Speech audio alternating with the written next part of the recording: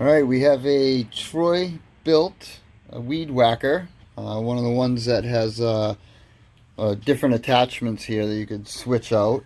Model is TB6044. The unit is basically running only if you add it's a fuel accelerant to it, and it doesn't idle. So to take it apart, you have one bolt here which was not on the machine as it was given to me, and I found a bolt to replace it. And then to take off the air plenum, there's two bolts here. You can use either a Torx or a flathead. I recommend to use the Torx, but you can use a flathead if you don't have one. Then there's one down here and one down here, in which I've also already removed. And then right here where this little piece is, that's a vent, and there's a vent line hose attached to there. So take the vent line hose off of there, and then there's a little kind of hook on this side. Pull that hook off, pull that right off, and you're at the carburetor, and the carburetor is all loose because that attaches it. So you're going to want to take off this fuel line and this line here, and then the throttle cable here, and that's as simple as just moving it right off out of the way. I'm going to take those lines off, and there's one here also, and then we'll get the bottom of this open and clean the carburetor. Alright, so after you get the carburetor off, you're going to want to take off this piece. There's going to be 4 screws where these 4 holes are, and you got to be very gentle when you take it off. That way you don't tear any of these gaskets, because there's quite a few gaskets in here. So the best idea is basically where this fuel line is, take a very small flathead and just very easily pry right there. You don't want to break anything, and it should pop loose. And this one did very easily. So this side is where you have the diaphragm on. And then this side here, you got another gasket there, and you have your needle valve in here. To take that needle valve off, you take that little tiny Phillips head screw out and pop that out. Be careful you don't lose the pin or the needle valve or anything like that. And then this is basically a fuel pump body. So you're going to have to clean this up real good, clean through that little teeny jet hole there, clean through the other holes here, spray through them with carburetor cleaner as well as compressed air, just to make sure there's no debris in there. And then pay careful attention to the orientation of this, because you're going to want to take this off too. So there's a gasket there and a gasket here.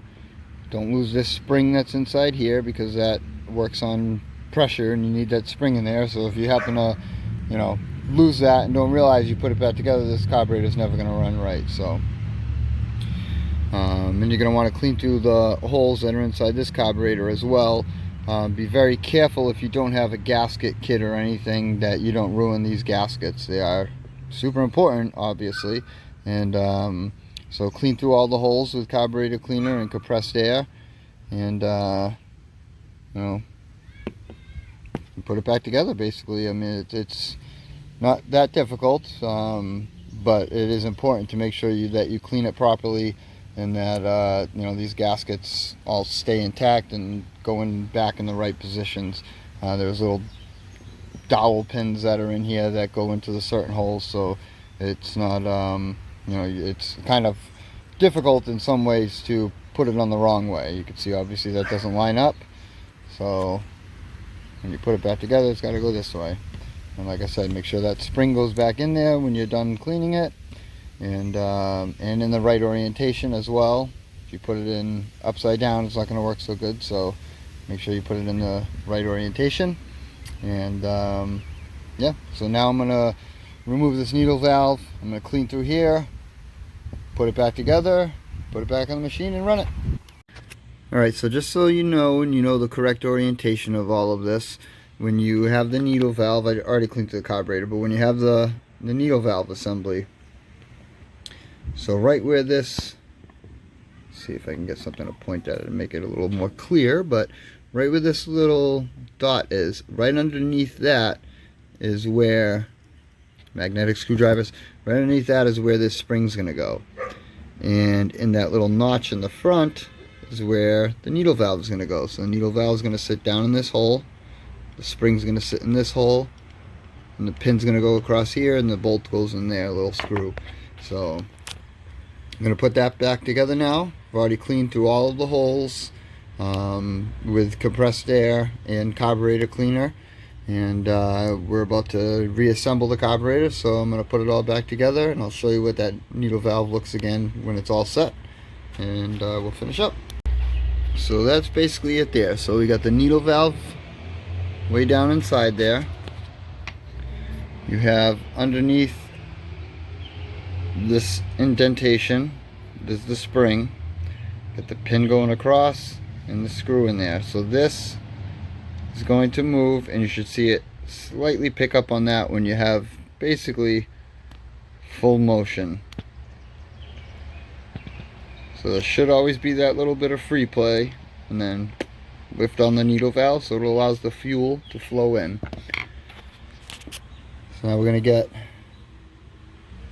make sure your spring is in there. Get this gasket back on top of that one. It's a little difficult to do with one hand.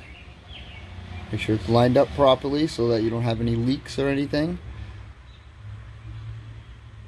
And then you see where your needle valve fuel in line is. That's going to go right on that spot. And the diaphragm is going to line up with those gaskets right on the dowel pins and go on. So I need both hands to do this, so I'm going to put the camera down, assemble it, and then we'll put it back on the unit.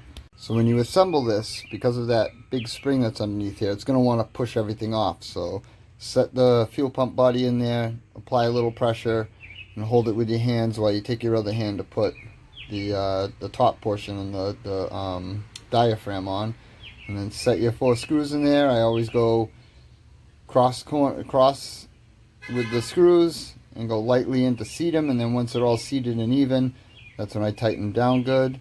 Make sure there's no no gaskets coming out or anything like that. This little corner's fine. That's not going to do anything because it's outside of it. So and that's it. We're going to put this back onto the unit and tighten everything down, and hopefully this thing runs great.